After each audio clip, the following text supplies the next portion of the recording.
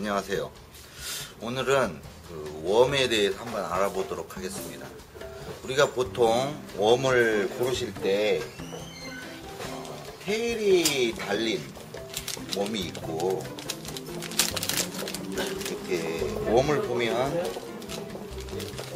꼬리가 달린 이 테일이 달린 웜이 있어요. 꼬리가 이렇게 달린 웜이 있고, 그 다음에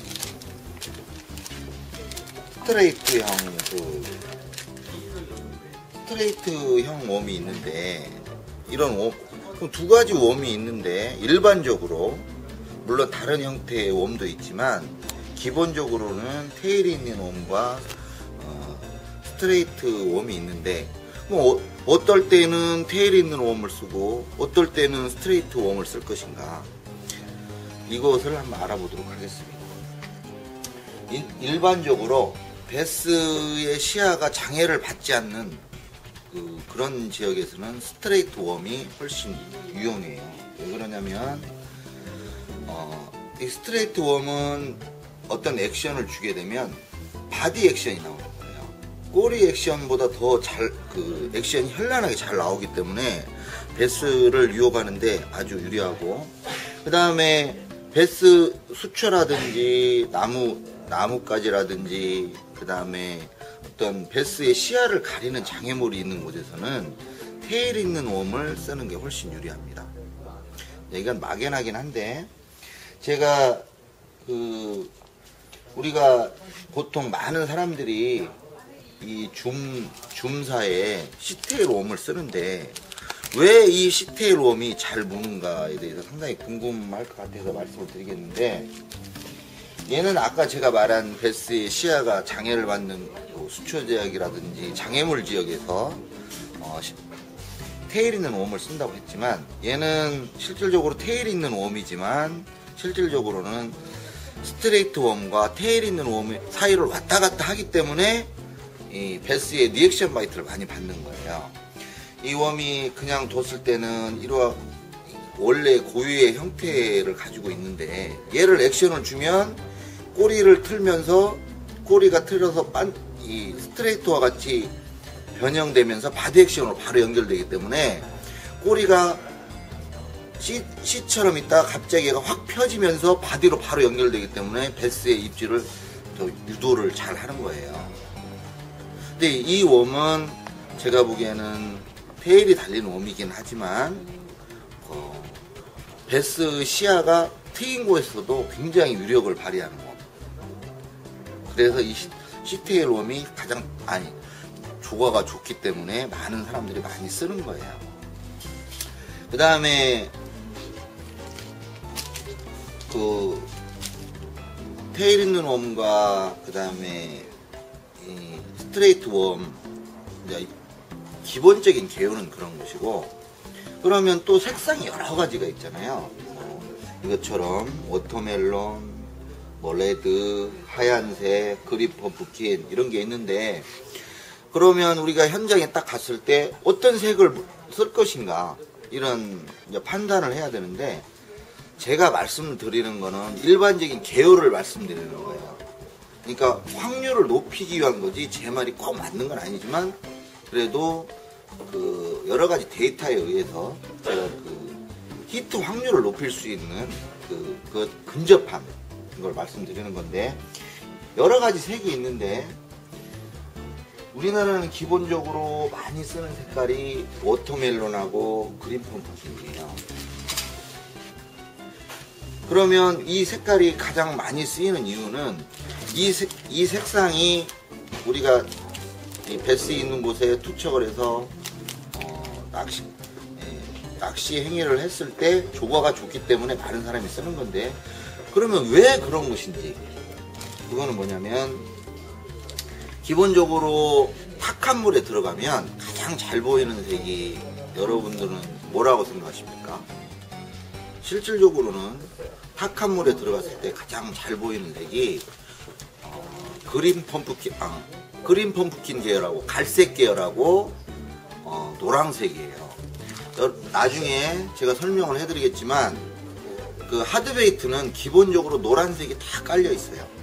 근데 근데 노란색은 베스가 선호하는 색은 아니에요. 갈색은 베스가 선호하는 색에 들어갑니다. 근데 웜에는 노란색이 없잖아요. 그거는 베스가 선호하는 색이 아니기 때문에 그 노란색을 안 쓰는 건데, 나중에 하드베이트를 제가 설명을 해드릴 때 하드베이트 보면 기본적으로 노란색 계열이 깔려 있다는 거를 말씀드리겠습니다.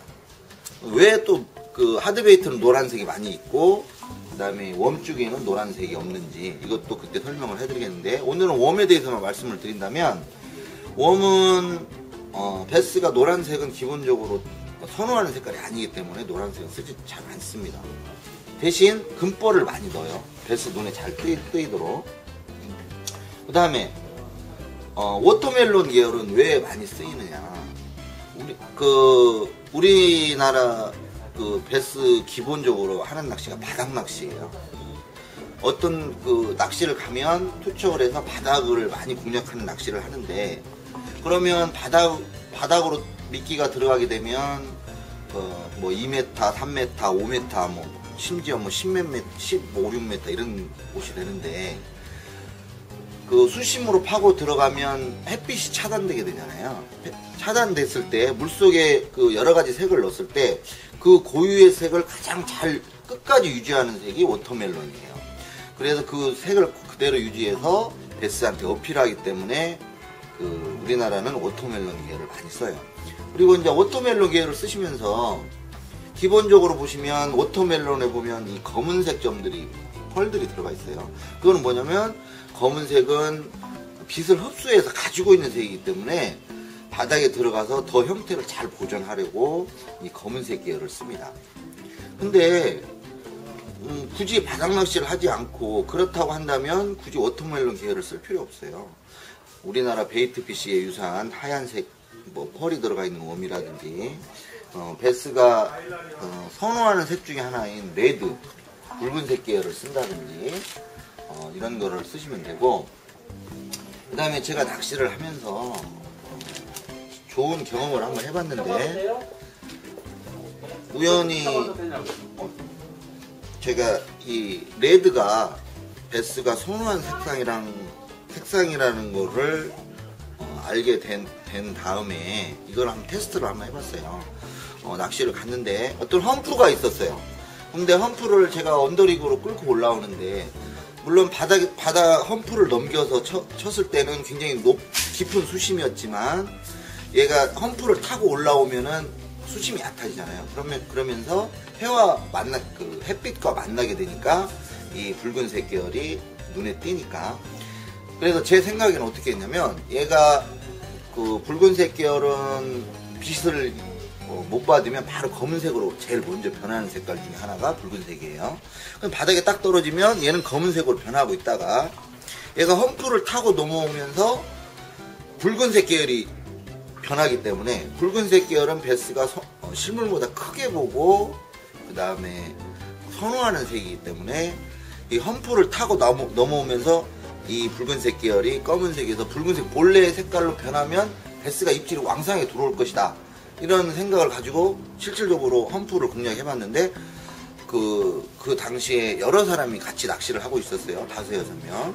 근데 제가 생각한 대로 험프를 타고 넘어오니까 이 붉은색 계열의 입질이 팍 들어오더라고요. 그 다음에 또 붉은색 계열에 대해서 한 말씀 더 드리고 싶은 거는, 이 붉은색 계열은 자외선이 강한 6, 7, 8 이 계절에 많이 써요. 그때 조과가 좋기 때문에. 뭐냐면 붉은색은 빛을 받아서 반사하기 때문에 베스 실물보다 크게 보이게 하고 베스를 자극하기 때문에 자외선이 강한 6, 7, 8, 9 이때 많이들 써요. 그때 조과가 좋기 때문에. 그 다음에 그린 펌프킨을 아까 설명을 드렸는지 모르겠는데, 그린 펌프킨은 탁한 물에 들어가면 아까도 말씀드렸지만 가장 잘 보이는 색이 노란색이고 갈색이에요. 근데 우리 낚시를 가시다 보면 뭐 수로를 간다든지 계곡형 저수지를 가지 않으면 보통은 물이 좀 탁해요. 그래서 그 중에서 그 웜 형태가 가장 잘 나타나는 그린 펌프킨 계열을 우리가 갈색 계열의 웜을 우리나라에서 많이 써요. 참고로 그 일본 이 베스터들의 태클박스를 열어보면 스모우 컬러가 많대요.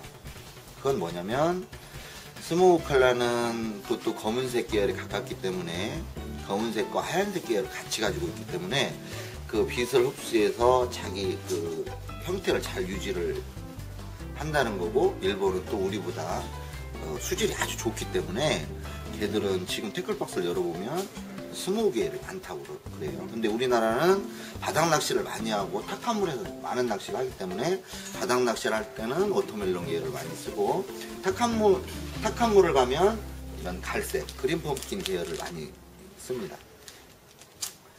그리고 이제 웜을 한번 보여주세요. 이게 이제 스위밍 슈퍼플로그라고 하는 줌사의 웜인데, 우리 지금 2, 3년 전부터 이 버징 웜이 상당히 인기를 끌고 있어요. 수초 있는 데서 그냥 가벼운 닐링만으로 꼬리에 파장을 일으켜서 베스를 유혹하는 건데, 조과도 좋고 장애물 지역에서 낚시를 하기 때문에, 그 다음에 그 닐링을 하면서 베스의 입질을 받는 것을 볼 수가 있어서 많은 사람들이 이 버징웜을 많이 써요. 근데 이제 버징웜의 대표는 사하무라죠. 사하무라 한번 보여주세요.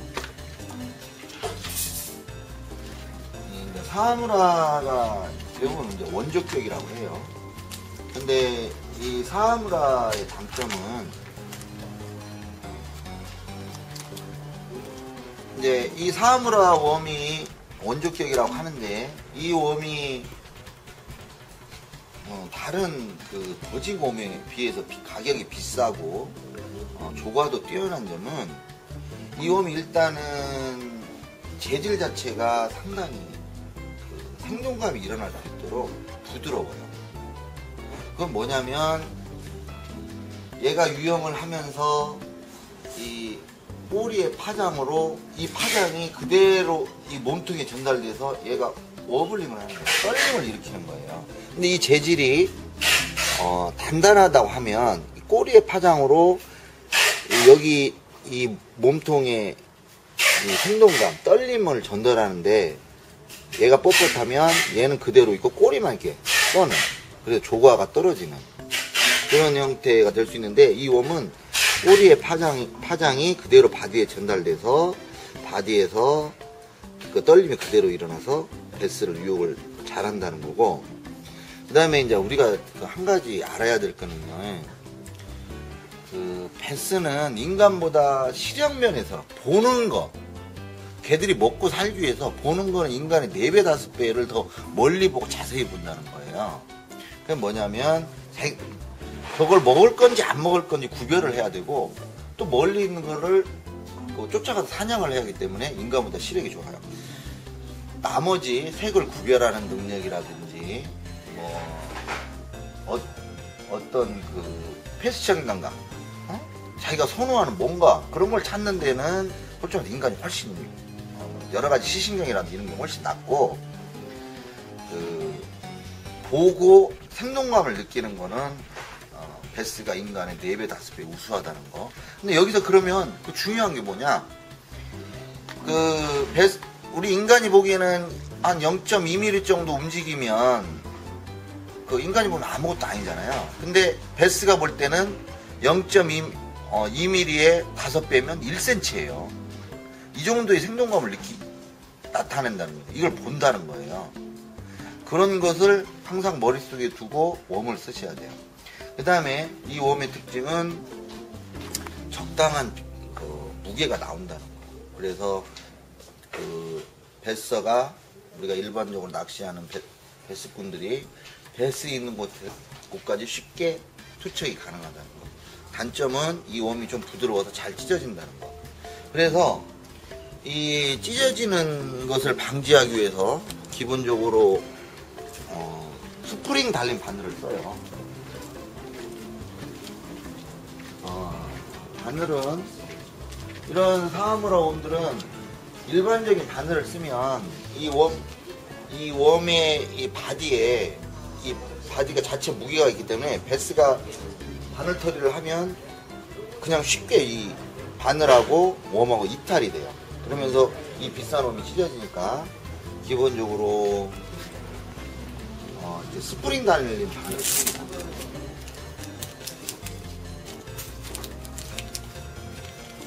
바늘을 보시면 스프링이 달려 있어요.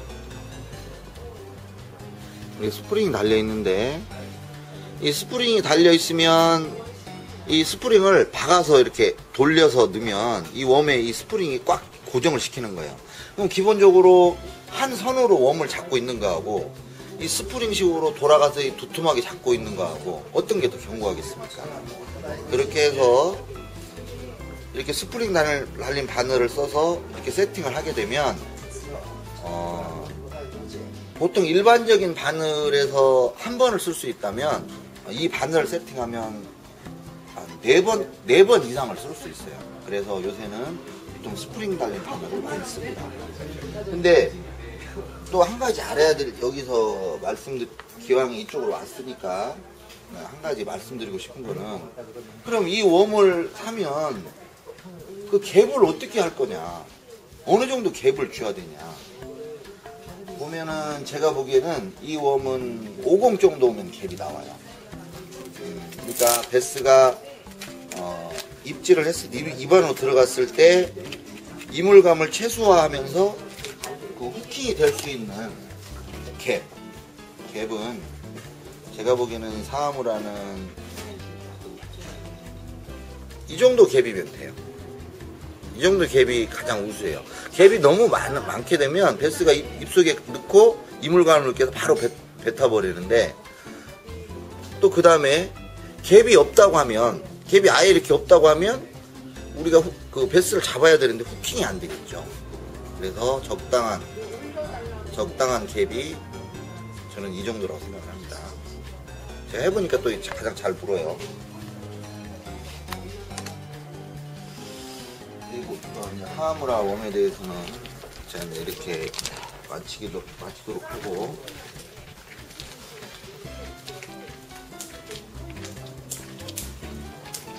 기왕에 이제 이쪽으로 온 김에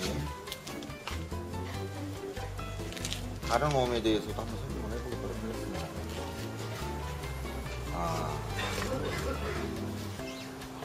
요새 그 가장 인기 있는 웜, 두 드라이브 스틱, 실질적으로는 두 라이브 스틱, 그러니까 살아있는 것처럼 움직이는 스틱이다. 그렇게 보시면 돼요. 그냥 그대로 읽으면 드라이브 스틱, 드라이브 스틱 이렇게 하지만, 얘가 진짜 생동감 있는, 살아있는 것처럼 움직이는 막대다. 그런 웜이다.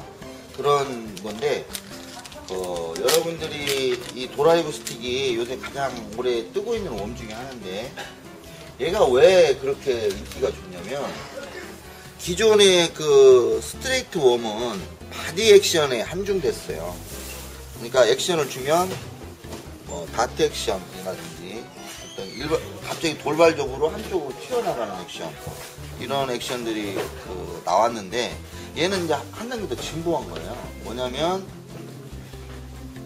얘를 어떤 트위칭이라든지 어떤 액션을 주게 되면 돌발적인 한쪽으로 몸을 비틀면서 그대로 한쪽으로 올라가면서, 그 다음에 액션을 멈추면 얘가 떨어지면서 이 꼬리의 진동과 이 바디가 진짜 살아있는 물건처럼 이 떨림이 일어나면서 생동감을 연출한다는 거예요.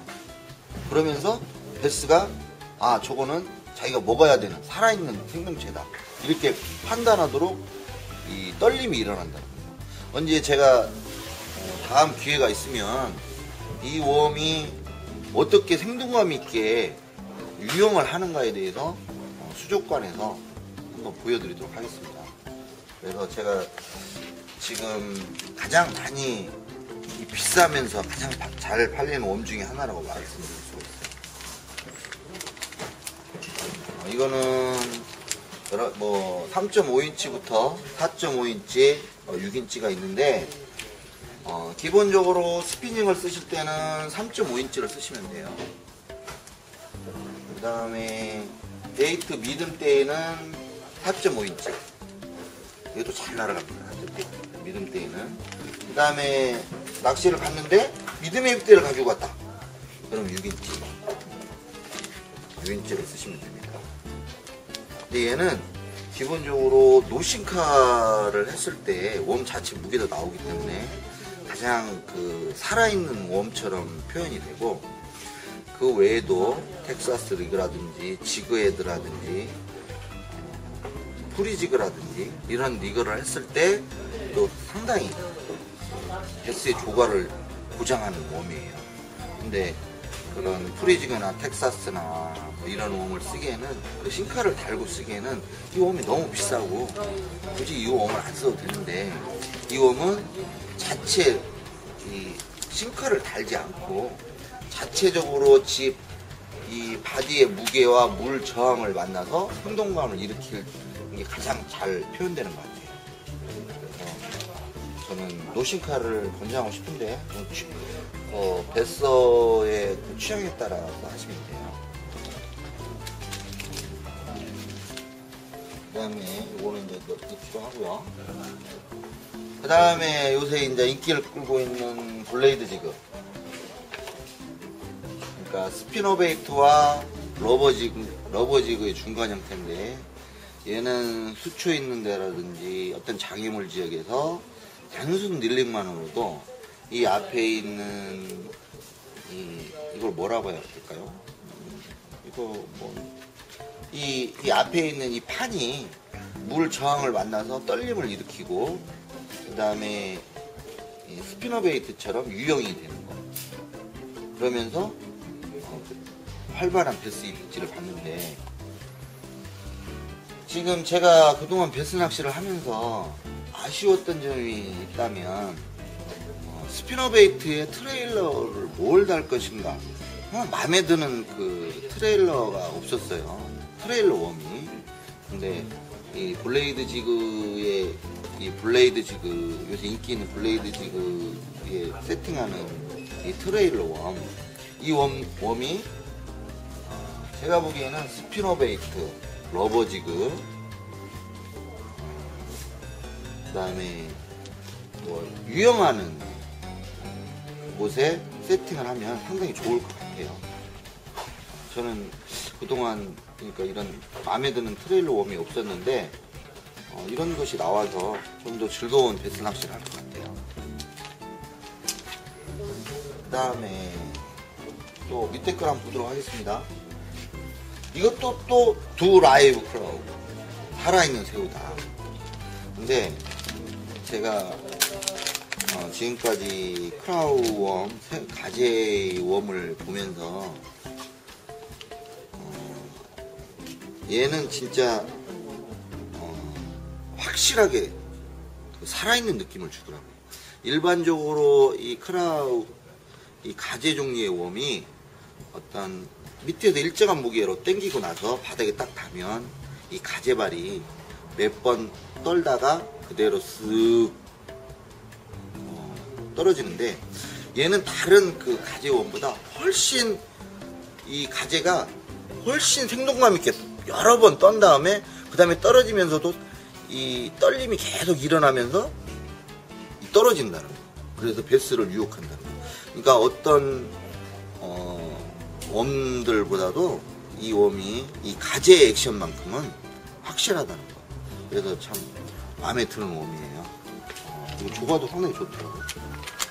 물론 다른 웜들도 다 나름대로 그 장점을 가지고 있어요. 저분은 우리 손님인데 아주 매일 오시는 분이에요. 아주 다솔에서 이제 상 한번 줘야 됩니다. 네. 그 다음에 이쪽으로 한번 오시게 되면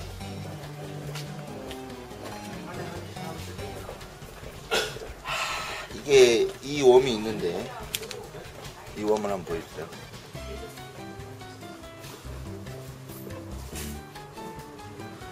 이 웜은 플로팅 웜이에요. 물에 놓으면 웜이 떠 있어요.